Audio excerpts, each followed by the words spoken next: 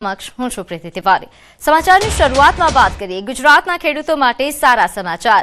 ફરી ચોમાસાએ મોટી છલાંગ લગાવી છે। ગુજરાતથી ચોમાસું અંદાજે માત્ર 250 કિલોમીટર દૂર છે। ચોમાસું મુંબઈથી હવે અંદાજે 100 કિલોમીટર જેટલું દૂર મહારાષ્ટ્રના વિસ્તારમાં આગળ વધ્યું છે। ચોમાસું હજુ પણ 2 થી 3 દિવસ ચોમાસાને અનુકૂળ સ્થિતિ છે।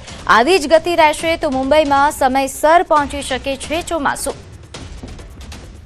तो हाल गुजरातना ખેડૂતો માટે જે આ રાહતના સમાચાર સામે આવ્યા છે મેપના માધ્યમથી આપને જણાવીએ કે હાલ ચોમાસાની જે પરિસ્થિતિ છે તે કેવા પ્રકારની છે।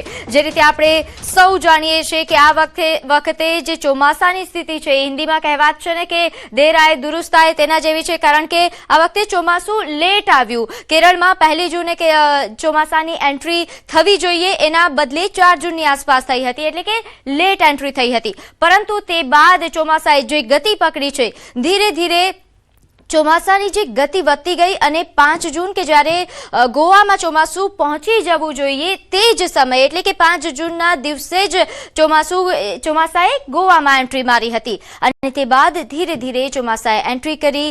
મહારાષ્ટ્રમાં દેવગઢમાં ચોમાસાની એન્ટ્રી થઈ અને તે બાદ ખેડૂતોના શ્વાસમાં શ્વાસ પુરાયો। કારણ કે ચોમાસાની આ ગતિ સૂચવે છે કે ચોમાસું આપણા રાજ્યમાં પણ સમયસર એટલે કે 15 જૂનની આસપાસ પહોંચી જશે। हाल जे ચોમાસાની સ્થિતિ આપ જોઈ રહ્યા છો કે 8 જૂનની આસપાસ મહારાષ્ટ્રના અર્ધ મહારાષ્ટ્રને કવર કરી લીધું છે, એટલે હવે મુંબઈની આસપાસ ચોમાસું પહોંચી ગયું છે અને હવે ગુજરાતથી માત્ર 250 કિલોમીટર દૂર છે। તો વરસાદને લઈને હવામાન વિભાગે પણ આગાહી વ્યક્ત કરી છે। આગામી 7 દિવસ વરસાદની આગાહી જો આપણે સમજીએ તો દક્ષિણ ગુજરાતમાં વરસાદ પડી શકે છે। નવસારી, તાપી, ડાંગ અને વલસાડમાં આગાહી પડી શકે છે। આ ઉપરાંત દમણ, દાદરા, નગર હવેલીમાં પણ વરસાદ પડી શકે।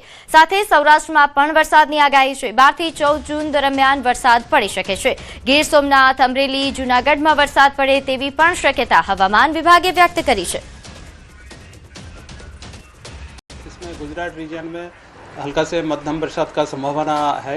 इसमें मेनली आपका दक्षिण गुजरात की जो ज़िलाएँ हैं जैसे नवसारी, तापी से लेकर आगे वाला जो डिस्ट्रिक्ट्स है वलसाड, दांग, दमन, दादरा, नगर हवेली और इसके आगे फिर अगले 7 दिन ऐसा ही रहेगा। गुजरात का जो बारिश का स्थिति हल्का से मध्यम बरसात रहेगा। फिर डे 5 से इसमें आपका बरसात बढ़ने का संभावना रहेगा, मतलब ज़्यादा एरिया में हल्का से मध्यम बरसात होने का संभावना रहेगा। सौराष्ट्र कच्छ में अगले 4 दिन शुष्क मौसम रहने का पूर्वानुमान है। 12 से लेकर 14 जून तक हल्का से मध्यम बरसात संभावना रहेगा। जैसा इसमें जो डिस्ट्रिक्ट आएगा अमरेली और भावनगर या गिर सोमनाथ, इसमें बरसात होने का संभावना रहेगा 12 जून से। उसके आगे जो अधिकतम तापमान का बात करें तो अगले 7 दिन तक कोई तापमान में तापमान में कोई बड़ा बदलाव नहीं रहेगा। આગળ વાત કરીએ દિલ્હી એરપોર્ટ પર ભારે પવને તબાહી મચાવી છે। વાવાઝોડાના કારણે દિલ્હી એરપોર્ટ પર નુકસાન થયું। એર ઇન્ડિયાના 3 વિમાનો ક્ષતિગ્રસ્ત થયા।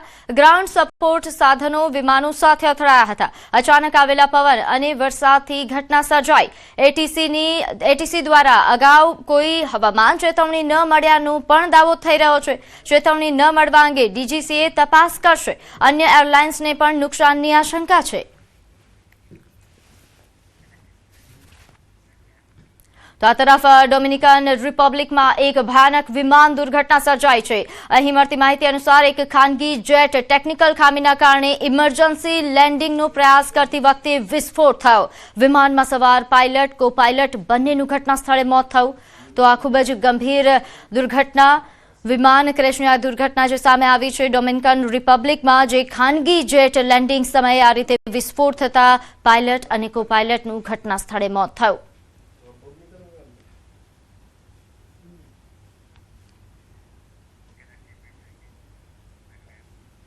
આગળ વાત કરીએ અમદાવાદની। અહીં ચોમાસા પહેલા રોડ બેસી જવાની ઘટના સામે આવી છે। વસ્ત્રાલમાં બાપા સીતારામ ચોક પાસે રોડ બેસી ગયો। સ્ટ્રોમ વોટર લાઇનના કામ બાદ પૂરું પુરાણ ન થતા રોડ બેસી ગયો। ડ્રેનેજ ઉભરાવવાથી ખાડામાં ગંદુ પાણી ભરાયું હતું। કાર ખાડામાં ફસાઈ જતા અન્ય વાહનની પણ મદદથી તેને બહાર કાઢવાની ફરજ પડી હતી. સ્થાનિકોમાં તંત્ર સામે ભારે રોષ જોવા મળી રહ્યો છે. તાત્કાલિક સમારકામની માંગ કરવામાં આવે તેવી હાલ સ્થાનિકો માંગ કરી રહ્યા છે.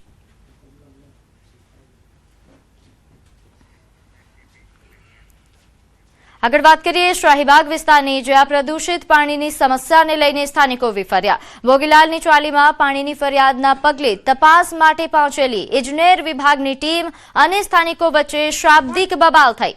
મોટી સંખ્યામાં લોકો એકત્ર થઈ જતા પોલીસને બોલાવવાની ફરજ પડી. અંતે પોલીસે મામલો શાંત પાડ્યો હતો. સ્થાનિકોનો આરોપ છે કે લાંબા સમયથી અહીં પ્રદૂષિત પાણી આવતું હોવાની ફરિયાદ કર્યા છતાં કોઈ નિરાકરણ નથી આવતું, જેના કારણે આ રીતે આક્રોશ ફેલાયો હતો. શાહીબાગ વોર્ડમાં આવેલી ભોગીલાલની ચાલી કે જ્યાં અચાનક જ પાણીની સમસ્યાને કારણે લોકોએ હોબાળો મચાવ્યો. મારી સાથે લોકો છે, તેમની સાથે વાતચીત કરીશું. બેન, શું થયું હતું અને શા માટે આ હોબાળો કરવાની જરૂર? અમારે પ્રશ્ન એ હતો કે 15 દિવસથી અમારે પાણી ગંદુ આવતું હતું. અમે પ્રશ્ન કરેલો, કોઈ તંત્ર અમારા અહીં આવતું નહોતું. બરાબર, આજે અમે જેવો હોબાળો કર્યો, તંત્રને જાણ કરી એવા જ રાજુભાઈ પટેલ, જસુભાઈ ઠાકોર, અમારા ભાજપના જેટલા કાર્યકર્તા બધા અહીં હાજર થઈ ગયા અને પાણીના પ્રશ્નનો ઉકેલ લાવ્યો. ખાડા જોઈન્ટ મરાયું. અત્યારે પાણીનો પ્રશ્નનો ઉકેલ આવી ગયો છે. ચાડો નહીં ફેલાયો એવું નથી. દુઃખી થયા પાણીને? બાપા 2.5 મહિનાથી દુઃખી થઈએ. હેડાતું નહીં, પરોડે ડોલો લઈને આવીએ છીએ. 2.5 મહિના જો આમાં ટોકો જો ખાલી ખમ પડ્યો એટલે પડી ના જાય. રોગચાળો તો ક્યાંનો મેડમ 15 દિવસથી રોગચાળો ઉભો થયો છે. આ લાઈનમાં કોઈ એવું નહીં કે જેના બાટલા ના ચડે. આટલા છોકરાને પણ બાટલા ચડ્યા. મારી મારે તો સ્પેશિયલ ઓપરેશન કરાવ્યું. પાણી ખરાબ ભરાઈ ગયું હતું એના લીધે. કાર્યકર્તા એમ કહે છે કે નહીં કશું જ થાય. અત્યારે હોબાળો કરે તારે બધા આવીને ઉભા થઈ ગયા છે. અત્યાર સુધી કોઈ આવ્યું નહીં, જોવા બી નહીં આવ્યું અને બધા પાઇપ કાપી નાખે કે પાણી નહીં આવે. અરે અમારી ચાલીમાં તો 2 મહિનાથી થયું. ત્યાં આગળ બી 15 દિવસથી ખરાબ પાણી આવે છે. 15 દિવસથી જે પ્રકારે ખરાબ પાણી આવે છે તેને કારણે લોકો ત્રાહિમામ પોકારી ગયા છે અને જે પ્રકારની પરિસ્થિતિ છે, આ પરિસ્થિતિ વચ્ચે ખાસ કરીને પાણીની સમસ્યા વચ્ચે અત્યારે તો ટેમ્પરરી સોલ્યુશન લાવી દેવામાં આવ્યું છે, ટેન્કર લાવી દેવામાં આવ્યું છે, પરંતુ પરમનન્ટ સોલ્યુશન ક્યારે આવશે તે હવે સવાલ છે. દીપિકા કુમાર, ન્યૂઝ 18 ગુજરાતી, અમદાવાદ. તો ઘટનાની જાણ થતાં કોર્પોરેટર જશુભાઈ ઠાકોર પણ સ્થળ પર દોડી આવ્યા અને તાત્કાલિક પાણીના ટેન્કરની વ્યવસ્થા કરાવી હતી. કોર્પોરેટરે જણાવ્યું કે સમસ્યાના નિરાકરણ માટે કામગીરી શરૂ કરી દેવામાં આવી છે અને જો કોઈ અધિકારી બેદરકારી દાખવશે તો તેની સામે કાર્યવાહી કરવામાં આવશે.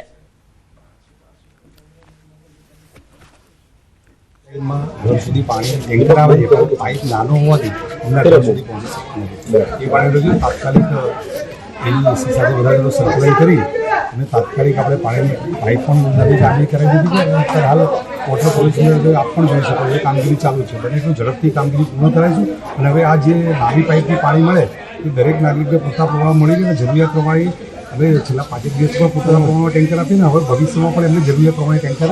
એમનો પ્રશ્ન એ કહ્યું કે અમારા જે બહેનો છે એ લોકોને ખાડો ખોદવાથી પાણી મૂકવામાં તકલીફ પડી એટલે ટેન્કર આવે છે પણ પાઇપ નાનો થઈ ગયો. અત્યારે અમે મળી અને એનું સોલ્યુશન કર્યું. અત્યારે હાલ એની પાણી લાંબા પાઇપથી પાણી ચોખ્ખું પાણી આપવાની. તો આ તરફ અમદાવાદમાં ચોમાસા પહેલા જ ભૂવો પડ્યો છે. આશ્રમ રોડ પાસે મસમોટો ભૂવો પડ્યો. આશ્રમ રોડથી રિવરફ્રન્ટ જવાના રસ્તા પર ભૂવા પડ્યાની ઘટના બની છે. અમદાવાદ મ્યુનિસિપલ કોર્પોરેશન દ્વારા જાણ થતાં ચારે તરફ બેરિકેડ લગાવી દેવાયા છે. તો આ દ્રશ્યો છે આશ્રમ રોડના, જ્યાં ચોમાસા પહેલા જ ભૂવો પડી ચૂક્યો છે. તો આશ્રમ રોડ પાસે આ મસમોટો ભૂવા પડતા હાલ તો બેરિકેડ લગાવી દેવાયા છે, પરંતુ આ પ્રકારના ભૂવા પડવાની જે ઘટનાઓનો સિલસિલો છે તે હવે શરૂ થઈ ચૂક્યો છે.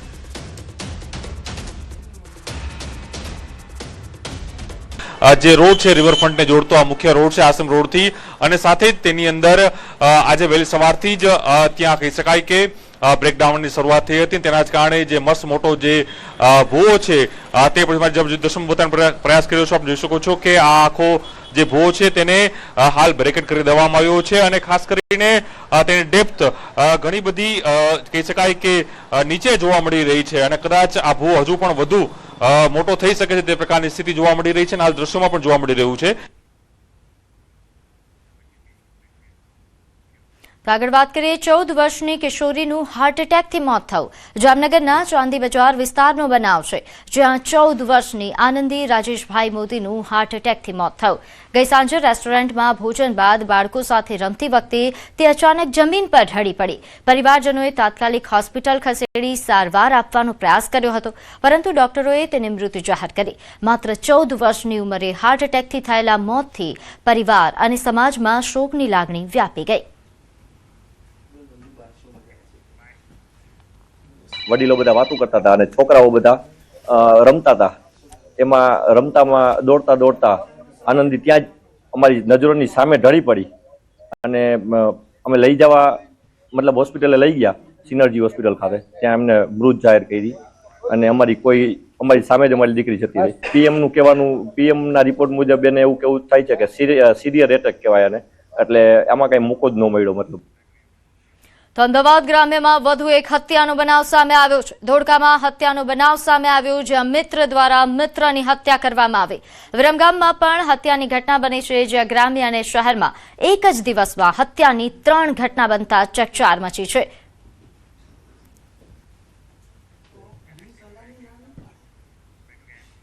તો આગળ વાત કરીએ રાજ્યસભા ચૂંટણીને લઈને ભાજપના 4 ઉમેદવારો રાજુ શુક્લા, માનસી પરમાર, જીતેન્દ્ર કંજારિયા અને મુકેશ રાઠવાએ આજે સત્તાવાર રીતે ઉમેદવારી ફોર્મ ભર્યા છે. ત્યારે પ્રદેશ અધ્યક્ષ જગદીશ વિશ્વકર્માએ આ પ્રસંગે જણાવ્યું કે ગુજરાતના રાજકીય ઇતિહાસમાં એક ઐતિહાસિક ઘટના છે, કારણ કે રાજ્યસભામાં ગુજરાતના તમામ સાંસદો ભાજપના હોવાની શક્યતા છે. કોંગ્રેસે એક પણ ઉમેદવાર જાહેર કર્યો નથી. ગુજરાત સંપૂર્ણ કોંગ્રેસ મુક્ત બનવા તરફની આ ઐતિહાસિક ઘટના.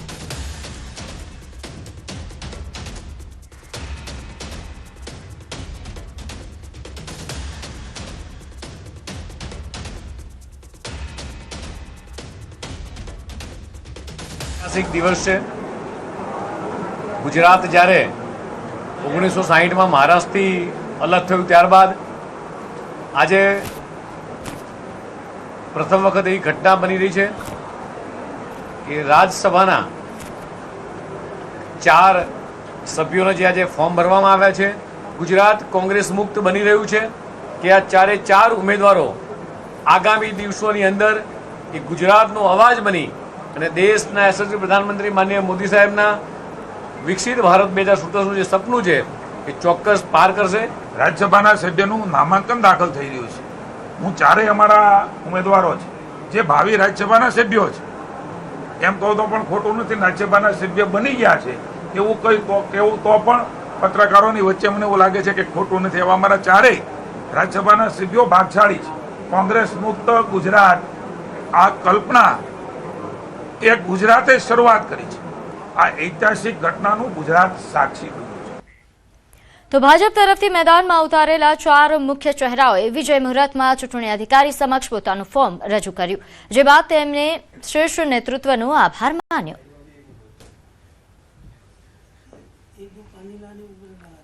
છેવાડાના માનવી, છેવાડાના જિલ્લાના, છેવાડાના ગામમાંથી એક સામાન્ય કાર્યકર્તાને રાજ્યસભાના નોમિનેટ માટે જ્યારે વિશ્વાસ મૂક્યો છે એ બદલ રાષ્ટ્રીય નેતૃત્વ તેમજ ગુજરાત પ્રદેશનું નેતૃત્વને કોટી કોટી વંદન કરું છું, આભાર માનું છું. રાષ્ટ્ર સેવા માટેનું જે કૌશલ્ય માનનીય પ્રધાનમંત્રી શ્રી નરેન્દ્રભાઈ મોદીજીએ અને માનનીય શ્રી અમિતભાઈ શાહજીએ અને અમારું ગુજરાતનું નેતૃત્વએ મને જોઈને કામ સોંપ્યું છે ત્યારે એમનો હું આભાર વ્યક્ત કરું છું. જલ જંગલ જમીનના સંરક્ષક એવા આદિ સમાજ જે આ ધરતીના મૂળ માલિક તરીકે જોવામાં આવે છે અને એને એ પ્રકૃતિના રંગને આજે ઉચ્ચ સ્થાન આપ્યું હોય તો એ અમારી ભારતીય જનતા પાર્ટી છે. હું ફરીથી આપ સૌનો આભાર વ્યક્ત કરું છું. સંગઠનનો આ તબક્કે હું હૃદયથી આભાર માનું છું. મારા જેવા એક સામાન્ય કાર્યકર્તા કે જેનું કોઈ ફેમિલી બેકગ્રાઉન્ડ પોલિટિકલી નથી, એક એસટી કંડક્ટર તરીકે ઘંટડી ખખડાવતા અને મંદિરની ઘંટડી ખખડાવતા સામાન્ય બ્રાહ્મણ પરિવારમાંથી જ્યારે હું આવું છું ત્યારે કામ કરતાં કરતાં આજે આ તક જ્યારે મને આપી છે, આ દાયિત્વ જ્યારે આપ્યું છે, ત્યારે હું આ તબક્કે સમગ્ર ભારતીય જનતા પરિવારનો ખૂબ ખૂબ હૃદયથી આભાર માનું છું. આ સૌનો હું હૃદયપૂર્વક આભાર માનું છું. મારા જેવા સોમનાથના દરિયાકાંઠાથી આવેલા એક સામાન્ય નાના ગામમાંથી, ગાજલી ગામમાંથી આવેલા એક કાર્યકર્તાને પાર્ટીએ આજે રાજ્યસભાના સાંસદ તરીકે ઉમેદવાર તરીકે મને ઘોષિત કર્યો છે. આ મારા માટે સ્વાભાવિક રૂપે ગૌરવની ક્ષણ છે, પણ ભારતીય જનતા પાર્ટીના એવા હજારો અને લાખો કાર્યકર્તાઓ માટે પણ આ એક ગૌરવની ક્ષણ છે. આ માત્ર ને માત્ર ભારતીય જનતા પાર્ટીમાં શક્ય છે. This is only possible in Bharatiya Janata party. प्रधानमंत्री नरेंद्र मोदी प्रेरित एक पेड़ मां के नाम अभियानથી દેશભરમાં વૃક્ષારોપણ અંગે જાગૃતિ અને જનભાગીદારીમાં નોંધપાત્ર વધારો થયો છે. આ અભિયાન અંતર્ગત કેન્દ્રીય ગૃહ અને સહકાર મંત્રી અમિતભાઈ શાહે ગાંધીનગર લોકસભા વિસ્તારને દેશનો સૌથી હરિયાળો વિસ્તાર બનાવવાનો સંકલ્પ વ્યક્ત કર્યો. ત્યારે અભિયાનના ત્રીજા તબક્કાનો વિધિવત પ્રારંભ રાજ્યમાં મુખ્યમંત્રીએ પોતે વૃક્ષારોપણ કરીને કરી હતી. ત્યારે નાગરિકોને આ અભિયાન સાથે જોડાવવા માટે ગાંધીનગર લોકસભાની વિશેષ વેબસાઇટ શરૂ કરવામાં આવી છે, જેમાં આજે મુખ્યમંત્રી ભૂપેન્દ્ર પટેલે જાતે નોંધણી કરાવી અને રોપેલા વૃક્ષની માવજત કરવાની પ્રતિજ્ઞા લીધી. આ ઉપરાંત તેમણે કહ્યું કે ગાંધીનગર લોકસભા વિસ્તારમાં રહેતા સૌ નાગરિકોને મારી વિનંતી છે કે આપ પણ રજીસ્ટ્રેશન કરી આ અભિયાનમાં જોડાઓ. આવો આપણે સૌ પ્રકૃતિનું જતન કરવા સહિયારો પ્રયાસ કરીએ. ગાંધીનગર લોકસભાને તેમજ આપણા રાજ્ય તથા દેશને હરિયાળા, સ્વચ્છ અને સુંદર બનાવીએ.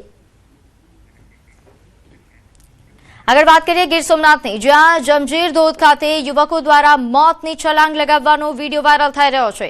ઘટના બાદ પોલીસ તાત્કાલિક હરકતમાં આવી અને તપાસ શરૂ કરી. હવે પોલીસ દ્વારા પાંચેય યુવકોને ઝડપી લેવામાં આવ્યા છે. કલેક્ટરના જાહેરનામાનો ભંગ કરવા બદલ તેમના સામે કાયદેસરની કાર્યવાહી કરવામાં આવી. ધોધ નજીક જવા અને નહાવા પર પ્રતિબંધ હોવા છતાં પાંચેય યુવકોએ જાહેરનામાનો ભંગ કર્યો હતો. તો આગળ વાત કરીએ ગીર સોમનાથની, જ્યાં ગીર ગઢડાના ધોકડવા બેડિયા રોડ પર અકસ્માત સર્જાયો. બે કાર અને એક બાઇક વચ્ચે ટ્રિપલ અકસ્માત થયો. અકસ્માતમાં રાજકોટના 21 વર્ષીય યુવકનું મોત. લગ્નના માત્ર 5 મહિનામાં જ યુવકનું મોત થયું. અકસ્માતમાં અન્ય 4 લોકો ગંભીર રીતે ઇજાગ્રસ્ત થયા. ઇજાગ્રસ્તોને સારવાર માટે હોસ્પિટલ ખસેડવામાં આવ્યા. ઘટનાને લઈને વિસ્તારમાં અરેરાટી વ્યાપી. તો આણંદના આંકલાવમાં અંબાવ ગામ નજીક એસટી બસ અને ટેન્કર વચ્ચે ગંભીર અકસ્માત સર્જાયો. બેફામ ગતિ આવી રહેલા ટેન્કરે એસટી બસને પાછળથી જોરદાર ટક્કર મારી, જેના કારણે બસમાં સવાર 15થી વધુ મુસાફરો ઇજાગ્રસ્ત થયા. અકસ્માત બાદ ઘટના સ્થળે અફરાતફરીનો માહોલ સર્જાયો. ઇજાગ્રસ્તોને તાત્કાલિક સારવાર માટે નજીકની હોસ્પિટલમાં ખસેડવામાં આવ્યા. ઘટનાની જાણ થતાં આંકલાવ મામલેદાર પહેલા સ્થળ પર પહોંચ્યા અને બાદમાં હોસ્પિટલની મુલાકાત લઈને સ્થિતિની સમીક્ષા કરી હતી. અકસ્માતના પગલે વિસ્તારમાં ટ્રાફિક જામ સર્જાયો હતો, જ્યારે મુસાફરોમાં ભયનો માહોલ જોવા મળ્યો. સદનસીબે આ અકસ્માતમાં કોઈ જાનહાનિના સમાચાર નથી. પોલીસે આ મામલે ટેન્કર ચાલક સામે કાયદેસરની કાર્યવાહી હાથ ધરી. તો ભાવનગરમાં વલભીપુર પંથકના ગામોમાં પશુ ચોરી કરતી કુખ્યાત મસડા ગેંગ પોલીસે ઝડપી પાડી છે.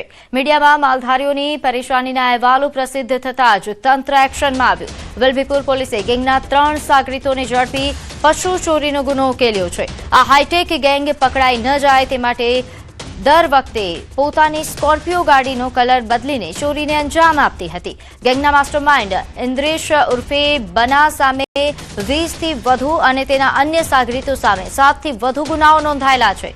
લાંબા સમયથી પંથકમાં હાહાકાર મચાવતી આ શાતિર ગેંગને જેલના સળિયા પાછળ ધકેલતા સ્થાનિક પશુપાલકો અને માલધારીઓએ રાહતનો શ્વાસ લીધો. વલભીપુર પોલીસ સ્ટેશન ખાતે પશુ ચોરી બાબતનો ગુનો નોંધવામાં આવ્યો હતો. તે બાબતની તપાસ વલભીપુર પોલીસ સ્ટેશનના ઇન્ચાર્જ પીઆઈ શ્રી એમ.આર. ભલગરિયા દ્વારા તપાસણી કરવામાં આવી રહેલી હતી.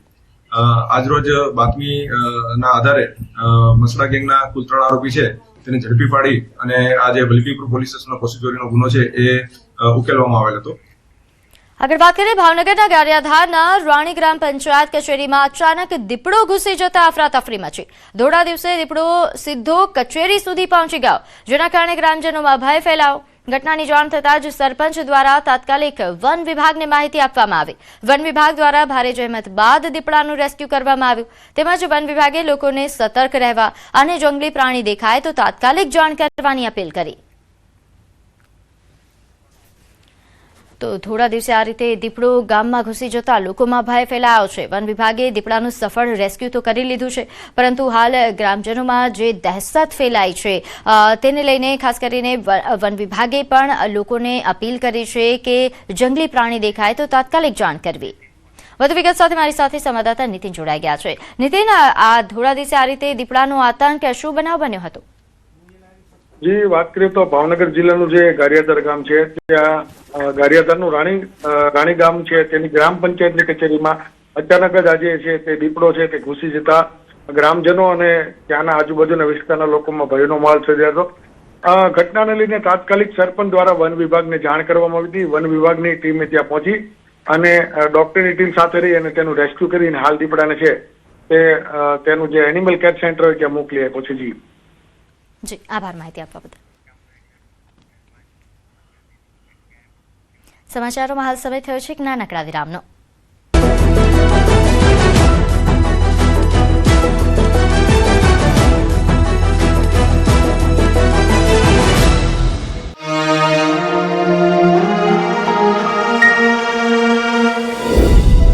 એક સમય હતો જ્યારે ખેડૂત પોતાનો પાક લઈને મંડી તો પહોંચતો હતો, પણ સાચો ભાવ મળશે કે નહીં એની કોઈ ગેરંટી નહોતી. પણ છેલ્લા 12 વર્ષોમાં કેન્દ્ર સરકારના સતત પ્રયાસોથી ઈ-નામ ઇલેક્ટ્રોનિક નેશનલ એગ્રીકલ્ચર માર્કેટ હેઠળ લગભગ 2 કરોડ કિસાન અને અંદાજે 3 લાખ જેટલા વેપારીઓ ડિજિટલ મંડીથી જોડાયા, જેનાથી ખેડૂતોને વધુ ખરીદદારો મળ્યા, મહેનતનો સારો ભાવ મળવા લાગ્યો અને ખેડૂતોના ચહેરા પર ભરોસા અને સંતોષનું નવું સ્મિત પાછું આવ્યું. અમારા ગામના બધા લોકો ઈ-નામ પર પોતાની ઉપજ વેચે છે. અહીં અમને સાચી કિંમતની સાથે સાચું વજન પણ મળે છે. સેવાને સમર્પિત 12 વર્ષ બની રહ્યું છે વિકસિત ભારતનો આધાર. સાયકલ પ્યોર અગરબત્તી, સાયકલ 3-in-1 અગરબત્તીના 55 રૂપિયાના પેક સાથે એક મેચ બોક્સ બિલકુલ મફત. સાયકલ પ્યોર અગરબત્તી. છેલ્લા 12 વર્ષથી અહીં વિકાસના સંકલ્પો કદી અટકતા નથી. પુરુષાર્થની ગાથાઓ ક્યારેય ખૂટતી નથી. આ યાત્રા છે છેલ્લા 12 વર્ષથી વિકાસને સમર્પિત યશસ્વી વડાપ્રધાન શ્રી નરેન્દ્રભાઈ મોદીના નેતૃત્વની. 12 વર્ષ વિશ્વાસના, વિકાસના, જનકલ્યાણના. આ સફર છે માં નર્મદાથી જળ સમૃદ્ધ થતી ધરાની, સ્માર્ટ સિટીઝથી દુનિયામાં ચમકતી આધુનિકતાની, બુલેટ ટ્રેન અને વંદે ભારતની ગતિશીલતાથી લખાતા એક નવા ભવિષ્યની અને ગગન આમતા ભારતના આત્મવિશ્વાસની. 12 વર્ષની આ યાત્રા છે ગુજરાતમાં અંત્યોદય અને ગરીબ કલ્યાણની, સેવા અને સુશાસનની. પીએમ આવાસ, હર ઘર જળ, કિસાન સમ્માન અને આયુષ્યમાન કવચથી મજબૂત થતા જન જનના આત્મવિશ્વાસની. અને હવે તો માનનીય મુખ્યમંત્રી શ્રી ભૂપેન્દ્રભાઈ પટેલના પ્રયાસોથી દેશનું ગ્રોથ એન્જિન ગુજરાત બની રહ્યું છે ગ્રીન એનર્જી અને ભવિષ્યની આધુનિક ટેકનોલોજીનું પાવર હાઉસ. આવો આ વિકાસના મહાયજ્ઞને વધુ વેગવંતો બનાવીએ. વિકસિત ભારત માટે વિકસિત ગુજરાત બનાવીએ. 12 વર્ષ વિશ્વાસના, વિકાસના, જનકલ્યાણના.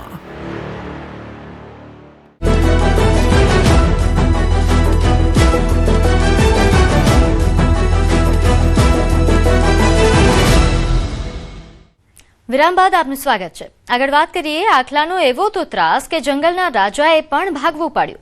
વાત માનવામાં નહીં આવે, પરંતુ ગીર સોમનાથના એક ગામનો વિડીયો વાયરલ થઈ રહ્યો છે, જેમાં અચરજ પમાડે તેવા આ વિડીયોમાં આખલાએ શિંગડા ભેરવી દેતા સાવજને પણ સ્થળ છોડીને ભાગવું પડ્યું. ગીર સોમનાથના ગીરના ગામોમાં સિંહ અને આખલા વચ્ચેના મોરે મોરાનો આ વિડીયો સોશિયલ મીડિયા પર વાયરલ થઈ રહ્યો છે. વિડીયોમાં શિકાર પર બેઠેલા સિંહ સામે આખલો આક્રમક અંદાજમાં પડકાર ફેંકતો જોવા મળે છે. આખલાના મોરે મોરા સામે સિંહ પાછળ હટતો જોવા મળી રહ્યો છે, જેનો વિડીયો સામે આવ્યો છે. વિડીયો ક્યાંનો છે અને ક્યારનો છે તેની સત્તાવાર પુષ્ટિ નથી થઈ. તેમ છતાં અનોખા દ્રશ્યોએ સોશિયલ મીડિયા પર ભારે ચર્ચા જગાવી છે.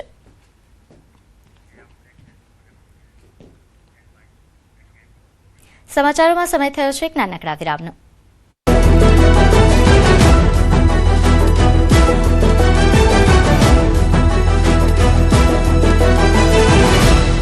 ખેડૂતો માટે ચોમાસાને લઈને મોટા સમાચાર. અંબાલાલ પટેલે કરી ધમાકેદાર આગાહી. જાણો ક્યારે કરવી વાવણી. ગુજરાતમાં 18 થી 28 જૂન વચ્ચે ચોમાસાનું આગમન થશે. ચોમાસાને લઈને હવામાન નિષ્ણાંત અંબાલાલ પટેલે મોટી આગાહી કરી છે. ચોમાસાએ મહારાષ્ટ્રમાં દસ્તક આપી દીધી છે, જેના પગલે હવે ગુજરાતમાં પણ હવામાનનો મિજાજ બદલાશે. 8 જૂનથી દરિયામાં પવનો બદલાશે અને ગરમી વધશે. 11 જૂને મુંબઈના ભાગોમાં વરસાદની આગાહી છે. ત્યાંથી આગળ વધતા ચોમાસાની ગતિ થોડી ધીમી પડશે, પણ ચિંતા ન કરો. 12 જૂન સુધીમાં તીવ્ર પવન સાથે દક્ષિણ ગુજરાત અને દક્ષિણ સૌરાષ્ટ્રના દરિયાકાંઠાના વિસ્તારોમાં ગાજવીજ સાથે વરસાદની શક્યતા છે. 16 થી 17 જૂન રાજ્યના કેટલાક ભાગોમાં હળવો વરસાદ પડશે, જે બાદ સારા વરસાદની શક્યતા છે. તારીખ 8મી જૂનથી દરિયામાં પવનો બદલાશે. 15મી જૂનમાં ભારે પવન ફૂંકાશે અને તારીખ 16-17 જૂનમાં ગુજરાતમાં કેટલાક ભાગોમાં છૂટો સવારે વરસાદ આવવાની શક્યતા રહેશે. પરંતુ સારો વરસાદ તારીખ 16 બાદ આવવાની શક્યતા રહેતા આદ્રા નક્ષત્રમાં તારીખ 18 થી 28માં વરસાદ આવવાની શક્યતા રહેશે. 29 જૂનથી 7 જુલાઈ વચ્ચે તો આખું ગુજરાત ચોમાસાને રંગે રંગાઈ જશે, કારણ કે મોન્સૂન સિસ્ટમ આખા રાજ્યમાં સર્ક્યુલેટ થઈ જશે. 29 જૂન બાદ રાજ્યમાં વરસાદ જોર પકડશે. વેસ્ટર્ન ડિસ્ટર્બન્સની અસર ચોમાસા પર જોવા મળશે. ભારે પવન વરસાદને ખેંચીને લે તેવી સંભાવના વ્યક્ત કરી છે. અંબાલાલ પટેલના જણાવ્યા મુજબ 16 જૂનથી વરસાદ ભલે શરૂ થાય, પણ વાવણી 22 જૂન પછી જ કરવી હિતાવહ છે, કારણ કે આદ્રા નક્ષત્રમાં કરેલી વાવણીથી પાક બહુ જ ઉત્તમ થાય છે. 29મી જૂનથી 7મી જુલાઈ સુધીમાં રાજ્ય સહિત દેશ સહિત રાજ્યના ઘણા ભાગોમાં ચોમાસું સેચ્યુરેટેડ થઈ જવાની શક્યતા રહે છે. 18મી તારીખમાં વરસાદ તો આવશે, પરંતુ આદ્રા નક્ષત્રમાં વાવણી કરવી સારી રહે. 7 દિવસ રાજ્યમાં જામશે વરસાદી માહોલ. 11-12 જૂને સૌરાષ્ટ્રમાં બોલાવશે સટાસટી.